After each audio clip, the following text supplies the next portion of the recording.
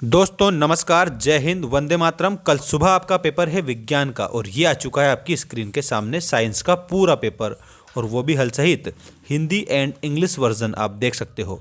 यहाँ पर दोस्तों आपको 23 प्रश्न इसमें देखने को मिलेंगे। 12 पेज है, 3 घंटे का पेपर है और 75 नंबर का पेपर है। यहाँ पर आप लोगों को जो ये इंस्ट्रक्शन दिए हैं इसके आधार पर ही पूरा का पूरा पेपर हल करके आना है। अब ये पूरा पेपर आपकी स्क्रीन के सामने है। सारा आंसर, सारा सॉल्यूशन मैं आप लोगों को बताऊंगा।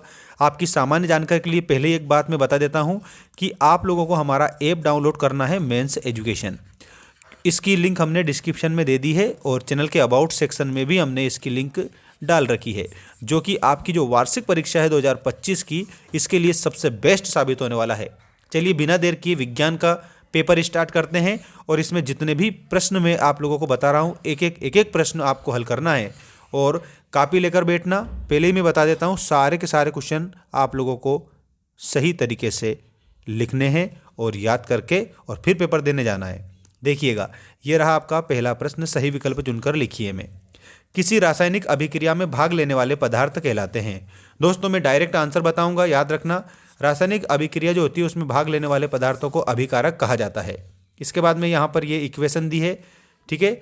ये किस प्रकार की अभिक्रिया का प्रकार है, तो यहाँ पर आप लोगों को करेक्ट उत्तर के रूप में याद रखना है, ये जो उपरोक्त अभिक्रिया है ये विस्थापन अभिक्रिया का प्रकार है, जो कि हमारा ऑप्शन नंबर बी में करेक्ट उत्तर के रूप में हो जाएगा। विस्थापन अभिक्रिया आप लोगों को याद रखना है पूरा।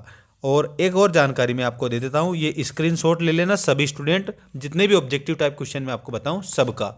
देखिएगा, ये रहा आप लोगों का क्वेश्चन नंबर 3। क्वेश्चन नंबर 3 में आप लोगों को दिया है निम्नलिखित में से मास्टर ग्रंथि है। तो जो मास्टर ग्रंथि है ना, उसमें आप लोगों को पीयूष ग्रंथि याद रखना है, क्योंकि जो पीयूष ग्रंथि होती है उसको मास्टर ग्रंथि के रूप में जाना जाता है। सभी बच्चे चैनल को सब्सक्राइब कर लेना, क्योंकि वार्षिक परीक्षा तक यहाँ पर सबसे बेस्ट अपडेट लेकर हम आएंगे, जो आपकी किताब पर आधारित होगी और उसमें से प्रश्न 101% बनेंगे। ध्यान रखना आप सभी बच्चे, और ऐप को डाउनलोड कर लेना, कोर्स परचेस कर सकते हैं सभी स्टूडेंट्स। देखिए नेक्स्ट क्वेश्चन, द्विविस्थापन अभिक्रिया में होता है। तो दोस्तों यहाँ पर जो द्विविस्थापन अभिक्रिया होती है उसमें आयनों का आदान प्रदान होता है। इसका मतलब हमारा जो आंसर होगा वो हो जाएगा ऑप्शन नंबर 3, आयनों का आदान प्रदान, यही आपका करेक्ट है। इसके बाद में नेक्स्ट आपका ये क्वेश्चन आ चुका है, क्वेश्चन नंबर 5। क्वेश्चन नंबर 5 में हमें दिया है आयोडीन किस हार्मोन के संश्लेषण के लिए आवश्यक है। इसमें थायरोक्सिन आपका करेक्ट उत्तर हो जाएगा। Thyroxine will be correct answer, ठीक है। और इसके बाद में दोस्तों यहाँ पर नेक्स्ट जो क्वेश्चन है वो ये रहा आपकी स्क्रीन के सामने।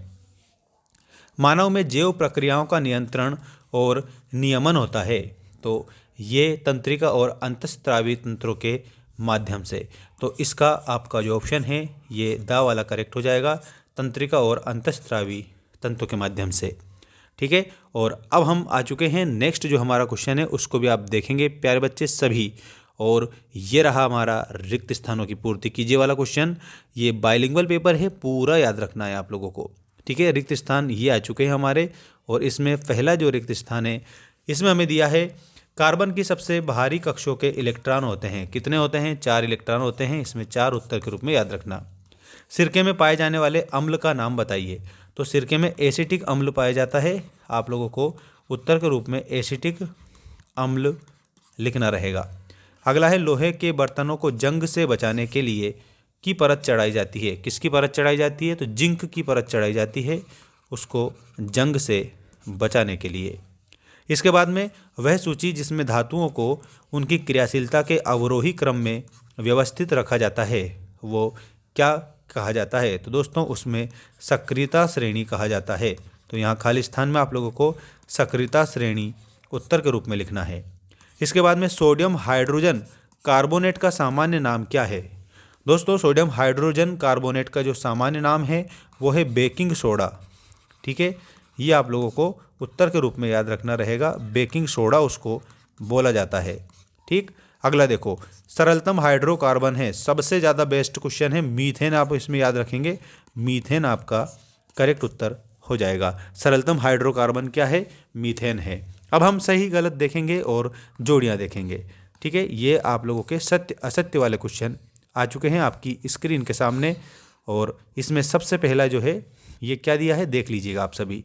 पुरुषों में XX लिंग गुणसूत्र होते हैं। तो दोस्तों इसमें आप लोगों को मैं बता देता हूँ, इसमें आपको असत्य लिखना है। ठीक है, अगला देखो, उत्तर लेंस को अपसारी लेंस भी कहते हैं। तो इसके उत्तर के रूप में आप लोगों को असत्य बताना रहेगा।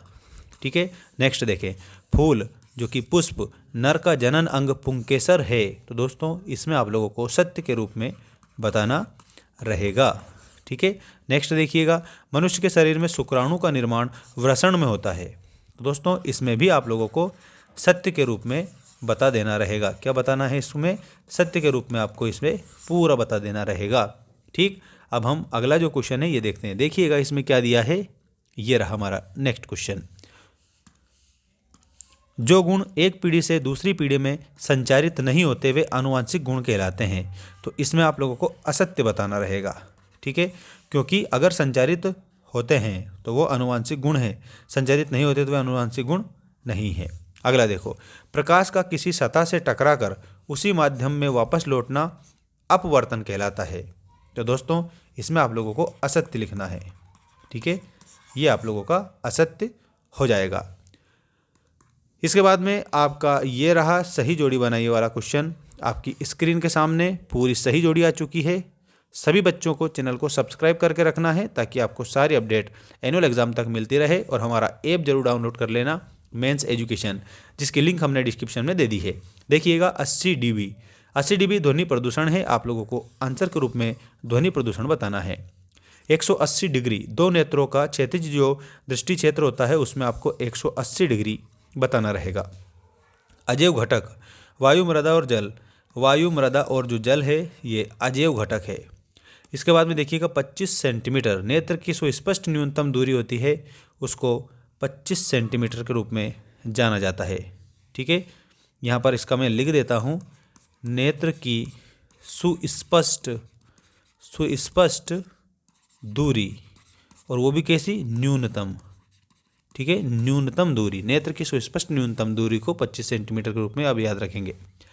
इसके बाद में परपोषी के आगे आपको मानव लिखना रहेगा। ये आप लोगों का मानव इसमें करेक्ट आंसर हो जाएगा। ठीक है, और अब हम आगे बढ़ते हैं और इसमें देख सकते हो आप सभी यहाँ पर निकट दृष्टि दोष।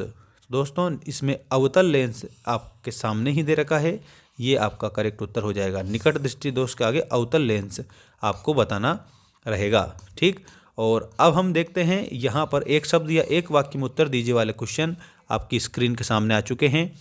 और यहाँ आपका ये रहा, एक शब्द एक वाक्य उत्तर लिखिए में। पहला, जीव के शरीर में पानी का अवशोषण कहाँ पर होता है?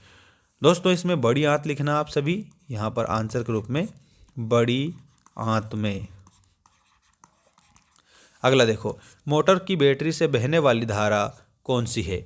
तो दोस्तों इसमें प्रत्यावर्ती धारा आपको लिखना रहेगा। मैं आपके लिए पूरा आंसर लिख रहा हूँ, इसमें प्रत्यावर्ती धारा करेक्ट आंसर होगा।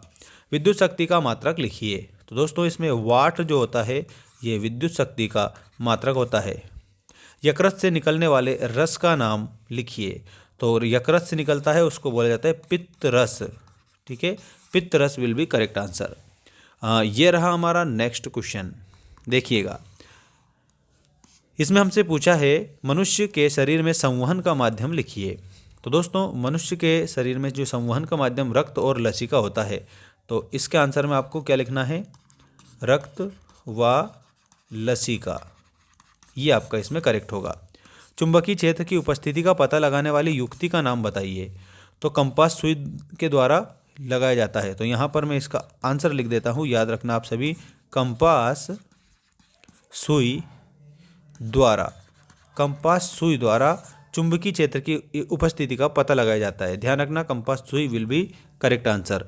और बाकी ये जो क्वेश्चन दे रखे हैं सारे, अगर आपको ये पूरा PDF चाहिए तो आप लोगों को क्या काम करना है ये मैं आपको बता देता हूँ। सबसे पहले आपको टेलीग्राम जो है उसकी लिंक भी हमने दे रखी है, तो टेलीग्राम ग्रुप को आप ज्वाइन कर लेंगे। वहाँ पर आप लोगों को ये PDF भी अवेलेबल हमारे द्वारा करवा दिया जाएगा। ठीक है, बाकी आंसर तो आप लोगों को मैंने यहाँ पर बता ही दिए हैं। तो मिलते हैं नेक्स्ट वीडियो में। धन्यवाद, जय हिंद, वंदे मातरम, और आपकी एग्ज़ाम के लिए सभी को बेस्ट ऑफ लक।